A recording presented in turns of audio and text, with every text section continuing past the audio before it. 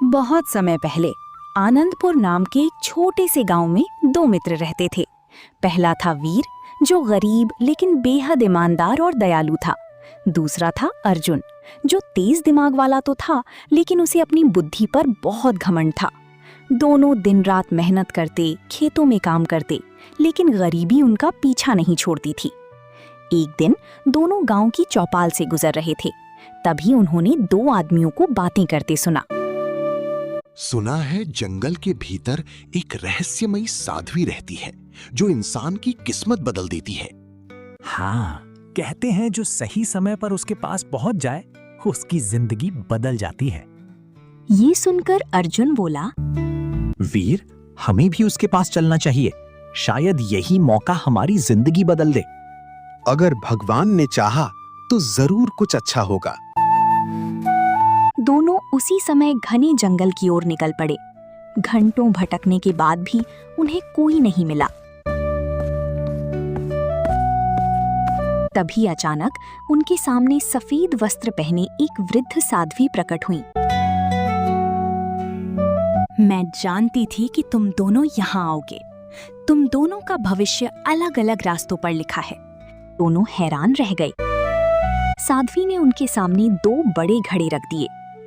इन दोनों घड़ों में से एक में धन छिपा है और दूसरे में साधारण मिट्टी, लेकिन असली रहस्य 1 साल बाद ही सामने आएगा।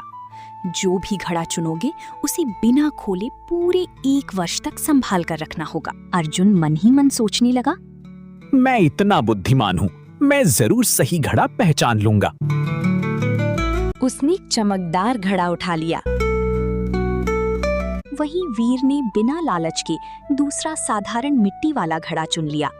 साध्वी ने कहा, ध्यान रखना, धैर्य ही असली परीक्षा है। दोनों अपने अपने घर लौट आए। कुछ दिन तक अर्जुन ने इंतजार किया, लेकिन उसका लालच बढ़ता गया। मैं और इंतजार नहीं कर सकता। अगर इसमें सच में सोना हुआ तो मेरी जिंदगी अभी बदल जाएगी। उसने घड़ा तोड़ दिया, लेकिन अंदर केवल पत्थर थे। अर्जुन गुस्से से चिल्लाया, उस बूढ़ी औरत ने हमें धोखा दिया। उधर वीर ने अपना घड़ा सावधानी से अलमारी में रख दिया और पूरे विश्वास के साथ समय बीतने का इंतजार करता रहा। महीने बीत गए। एक रात वीर गहरी नींद में था कि अचानक उसके घड़े से सुनहरी रोशनी निकलने लगी। वो घबराकर उठा और घड़े के पास गया। अंदर उसे एक चमकता हुआ नक्शा मिला। नक्शे के नीचे लिखा था, ये खजाना केवल उसी को मिलेगा जो इसे अपने लिए नहीं, दूसरों की भलाई के लिए खोजेगा। वीर समझ नहीं पाया कि ये सब क्या है। उसने तय किया कि वो फिर से साध्वी के पास जाएगा, लेकिन उसकी हर गतिविधि पर अर्जुन नजर रख रहा था।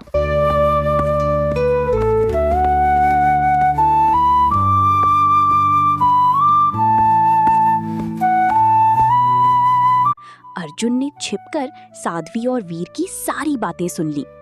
उसे पता चल गया कि असली खजाना अभी बाकी है। उस रात उसने चुपके से वीर के घर में घुसकर नक्शा चुरा लिया और अकेला ही जंगल की ओर निकल पड़ा। घने जंगल में अचानक उसके सामने एक विशाल सुनहरा हिरण प्रकट हुआ। हिरण बोला, लालच से भरे इंसान, आगे मत बढ़ो। जो इस रास्ते पर स्वार्थ लेकर गया वो कभी वापस नहीं लौटा। मुझे कोई नहीं रोक सकता। उसने गुस्से में लकड़ी उठाकर हिरण पर फेंक दी। हिरण घायल होकर जमीन पर गिर पड़ा। अर्जुन घमंड से आगे बढ़ गया। कुछ दूर जाने पर उसे एक बेहद सुंदर स्त्री दिखाई दी। उसकी मुस्कान और सुंदरता देखकर अर्जुन मोहित हो गया।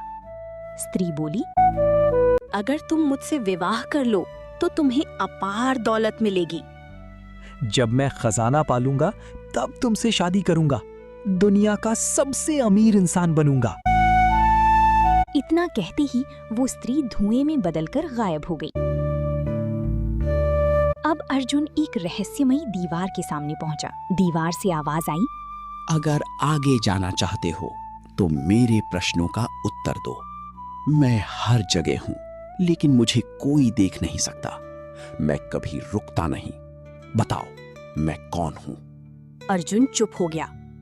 दूसरा प्रश्न आया, मैं अमूल्य हूं, लेकिन केवल सच्चे दिल वाले ही मुझे पा सकते हैं। मैं क्या हूं? अर्जुन फिर जवाब नहीं दे पाया। दीवार गूंज उठी।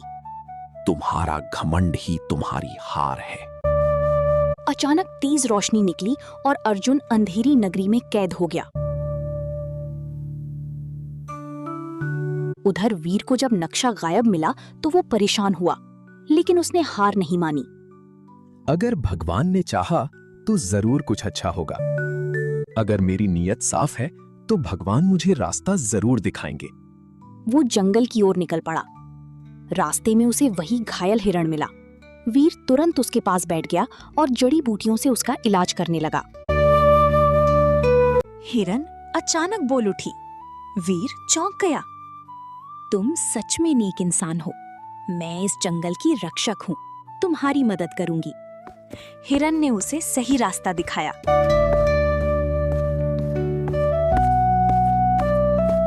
आगे वही रहस्यमयी स्त्री फिर दिखाई दी। उसने कहा, अगर तुम मुझसे विवाह कर लो तो तुम्हें खजाने से भी ज्यादा धन मिलेगा। वीर ने विनम्रता से जवाब दिया, मैं यहाँ अपने लिए नहीं आया। मेरे गांव के लोग भूखे हैं। मेरा उद्देश्य केवल उनकी मदद करना है। तभी वो स्त्री प्रकाश में बदल गई।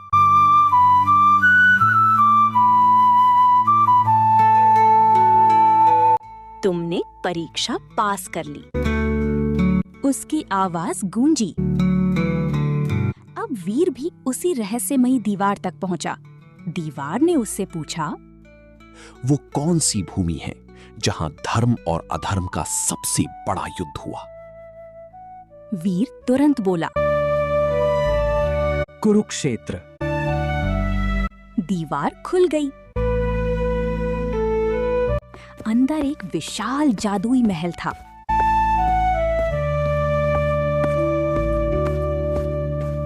वहां एक प्राचीन राजा और रानी की आत्माएं विराजमान थीं। राजा बोले, ये खजाना केवल उसी को मिलेगा जिसकी नीयत साफ हो। वीर ने कहा, मैं इस खजाने से अपने गांव के गरीबों की मदद करना चाहता हूँ। तभी दूर से आवाज आई, बचाओ, बचाओ, बचाओ। अरे, ये तो अर्जुन की आवाज है। वो लालच के कारण अंधेरी नगरी में कैद हो गया। अगर मेरे दोस्त को आजाद नहीं किया गया तो मुझे ये खजाना नहीं चाहिए। राजा और रानी मुस्कुराए। तुम सच में इस खजाने के योग्य हो।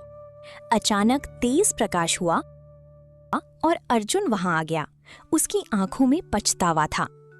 वीर, मुझे माफ कर दो। मेरा घमंड ही मेरी सबसे बड़ी गलती थी। वीर ने उसे गले लगा लिया। दोनों खजाना लेकर गांव लौट आए।